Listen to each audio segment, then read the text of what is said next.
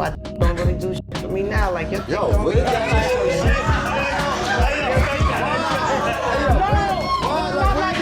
and I was like probably around 15, 16, 17.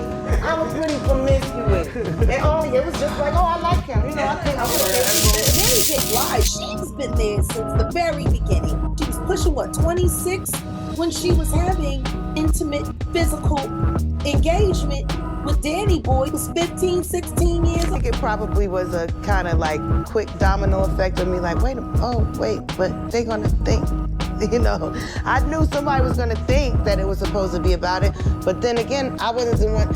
You know, like I said, maybe it was bad timing. The courtroom is heating up and a storm is coming straight for Diddy's circle. New whispers say Faith Evans is breaking her silence, and what she's saying could destroy more than just Diddy. According to insiders close to the investigation, Faith may have exposed Mary J. Blige as something no one saw coming, a madam, not a rival, not a background figure, not just a friend, but a madam for Diddy, helping him get women into his circle, knowing what might happen to them. So if you thought Mary was just an innocent bystander in Diddy's mess, think again. According to these explosive claims, Mary wasn't just in the room. She might have been helping run the show, and Faith may have just dropped the one truth that changes everything. Let's walk it back and connect the dots. When Faith Evans signed to Bad Boy Records in 1990, before she made history, she was the first female artist Diddy ever signed. She wasn't just another voice, she was part of the label's image, brand, and future. Image, brand, and future. Being that Bad Boy especially, that was like certainly a time in my life and career that I'll never forget. And Bad Boy, Puffy gave you your start now with Diddy. Well, how do you think of him? You Diddy or I still call him Puff. You still call him Puff? Mm-hmm. So I think it was probably around 3 when I actually sang my first song in front of the congregation at church. I was pretty proficient at recording myself way before, excuse me, I was an actual recording artist. You know, I just used to enjoy those things. You know, I was always around it, you know, even doing little gospel records and stuff. When I actually got offered a deal by Puff, to be honest, I was just there to take my daughter's dad to the studio. They were actually trying to get a song placed on Usher's album, which Puff was executive producing at that time, Usher's first album. So I wasn't even there in the capacity of looking for a record deal.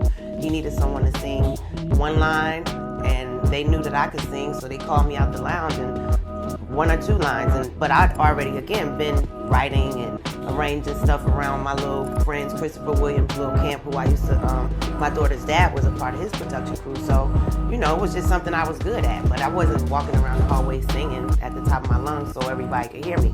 So when I went in and did these 2 lines and rearranged them, I asked him, Mr. Puff, do you mind if I change it around a little bit? And I did, and I added all my arrangements and harmonies, and when I came out, he asked me, did I want to sign his new label? Like, just like that. But behind the scenes, things weren't glamorous. They were cold, controlling. Faith said Diddy made her go tanning every other day. So she didn't look too pale. He told her she had to look like a star all the time, even when she was grieving her husband Biggie. After Biggie died, Faith said Diddy forced her to sing I'll Be Missing You at the MTV Awards, even though she didn't want to perform. She said she cried and begged not to do it. Diddy told her to stop being difficult and made her get on stage anyway.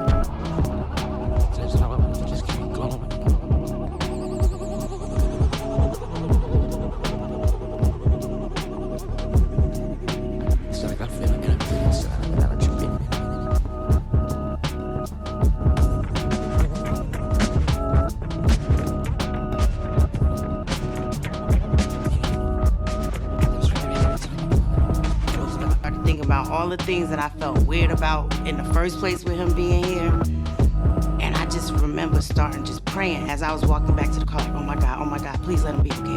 Oh my God. Just like, yo, we gotta go I know where the hospital is. Like, I was a nervous wreck, but I had to get to where he was. I knew Cedars was the closest hospital.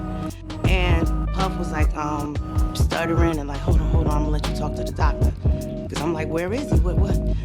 And the doctor just, you know, came and told me that he didn't. Here's where things get darker. On the night Biggie was in a lift, he was supposed to be flying to London. That was the plan, but Diddy allegedly called and canceled the trip. He told everyone Biggie would stay in LA. Instead, one former Bad Boy executive said Biggie was supposed to be in London for a few days, then go back to New York. Diddy allegedly told him to cancel it last minute and said he wants to stay in LA. That same night Biggie was shot.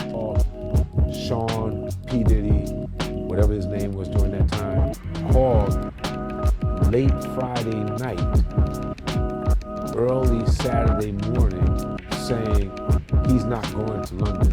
Call Arista, cancel it. You go. You represent it. You go.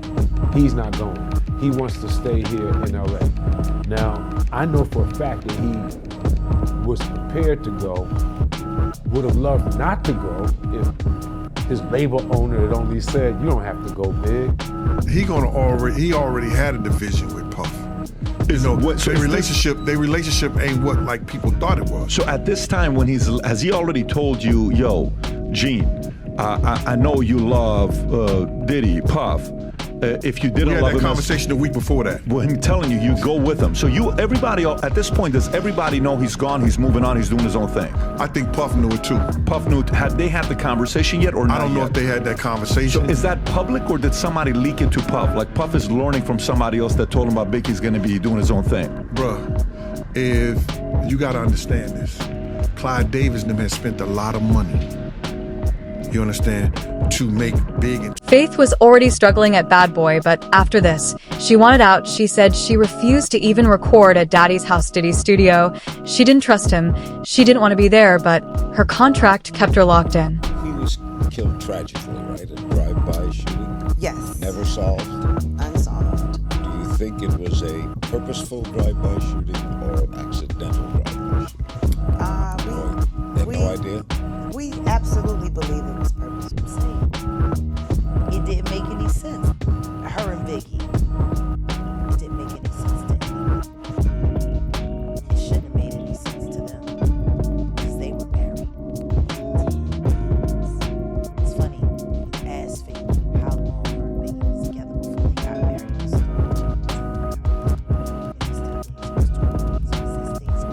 While Faith was stuck trying to survive Bad Boy, Mary J. Blige was rising fast. But instead of being an ally, Mary became a problem. Faith said she and Mary had a song together, Love Don't Live Here Anymore. After it came out, Faith got a call saying Mary wanted her voice off the track. And when asked to fix it by calling Mary, Faith said no, she hadn't done anything wrong. The idea for me and Mary to get on the One More Chance remix was Puff's idea, of course. I mean, back then, everything he did was like an assembly line, like type of process. Like studios were all booked out, and, you know, he would hand a song from one person to the next. Oh, this needs a hook. Oh, this needs a bridge. Oh, this needs. I mean, so when he asked me to do the hook for the remix of One More Chance, he did. He knew that he wanted one part of it to be similar to the DeBarge record, but that wasn't until later. I actually went in and laid my part, the hook that I wrote for the remix first, and then he had Mary come in and do the line that's like the DeBarge song. But I mean, I was there when Mary came in. I think she was there when I did my part. And back then we were like all working on so much stuff together. You know what I mean? Like it was just fun. It was just another thing that Puff wants us to do. You know? I think a lot of the rumors that are surrounding our friendship are because we're so close and people see that as real because we go out all the time, you know, but now I'm hearing different.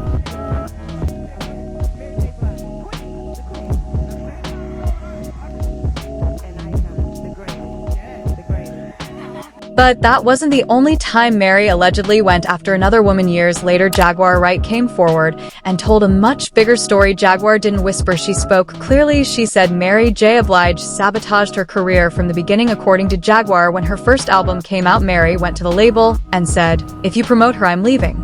The label backed Mary. Jaguar said her whole promo budget was $3,500. That's it, no videos, no radio money, no support. No, you want to know what my national radio budget was for Denials, Delusions, and Decisions? What's that? $3,500. What?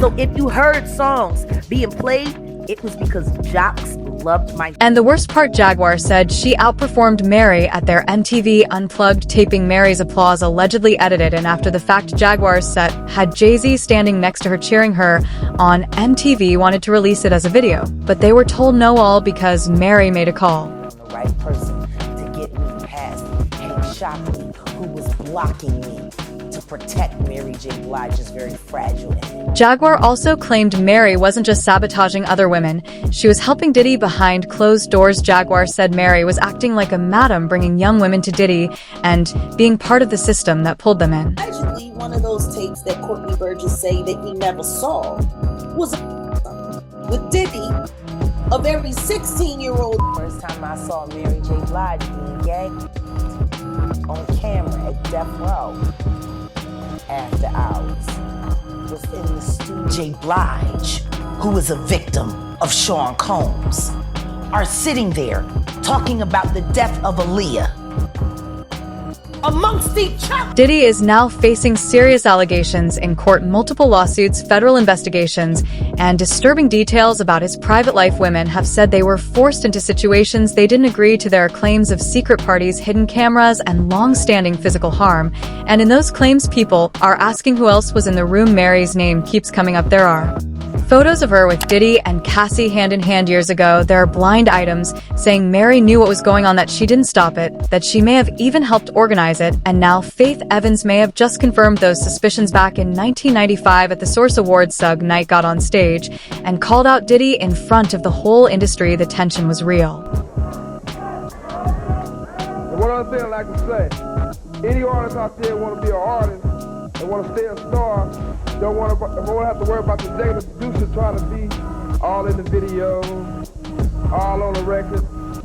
Then come to Death Row.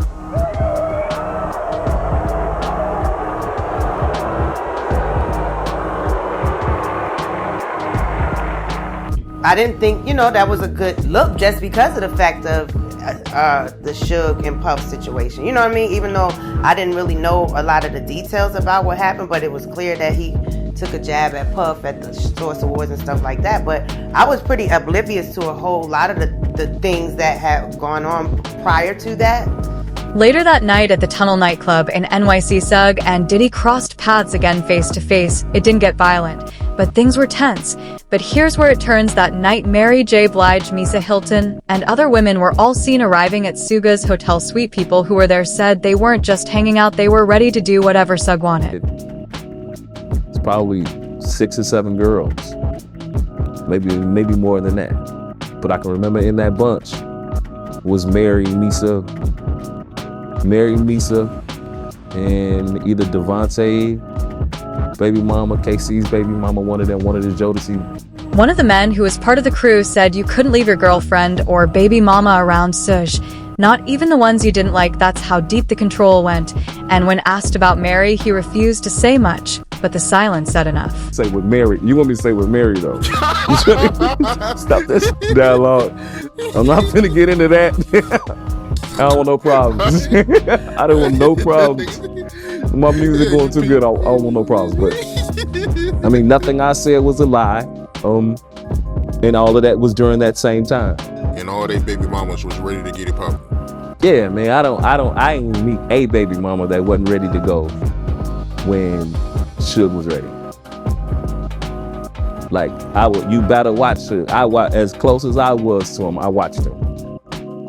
I am not leaving my baby mama in the room with that nigga. Let's be clear, Diddy is being accused of running a system, a network, a setup where women were used, discarded, and silenced. And now Faith Evans is allegedly telling investigators that Mary was more than just a witness, that she was his madam, the one who brought in new women, the one who kept things quiet, the one who shut down other women who got too close to success. According to insiders, Faith has told the court that she saw how Mary moved, that she saw how women would show up one day full of hope and disappear days later exhausted, changed, or silent. Faith never spoke on it publicly until now. One of the ugliest parts of this entire situation involves a rumor that's been around for years, that Mary once got pregnant by Diddy and was pressured to end it, and that Kim Porter, Diddy's ex who passed away, knew all of it and was planning to write a book exposing everything. Diddy got Mary J. Blige pregnant in the 90s and made her get rid of it. That is awful. Prince was writing a book right before he died. Heavy D was working on a book before he died. Kim Porter was working on a book before she died. And Al B. Sure was working on the documentary of his life. And then he goes into it. Till today, right now, nobody knows what Kim Porter phone is. And they know they had iPhones. Why have nobody went to the cloud and got the text messages and the things off her phone? Because everything that came in that phone is text, and you know your iPhone find my phone. Nobody tried to find the phone. I would love for her son, who has all the rights, to go to and get all the stuff out the clouds. Her last text, who she called, who she spoke to, who called her, where was the last place her phone was at. Now, with Faith possibly testifying the story, may come out for real in court under oath. And if that happens, there's no walking it back. Fans are asking, how did all of this go on for so long? The answer may be simple, because women like Mary were allegedly helping cover it up. She had the image, the awards, the name, people didn't question her. But behind the scenes, Faith and others say she was pulling strings, ending careers, blocking talent, and giving Diddy the support he needed to keep going. Now those secrets are being dragged into the open. So Diddy's trial is still ongoing, but the damage is already spreading. If Faith confirms what insiders are saying, then Mary J. Blige could face real consequences, not just in the industry, but legally. Because being a bystander is one thing, being the madam who helped him, that's a different story. Like, comment, hit subscribe, and let me know your thoughts below. Do you believe Faith is telling the truth? Is Mary J. Blige part of a bigger cover-up? And who's next to speak up? Because guys, this is only chapter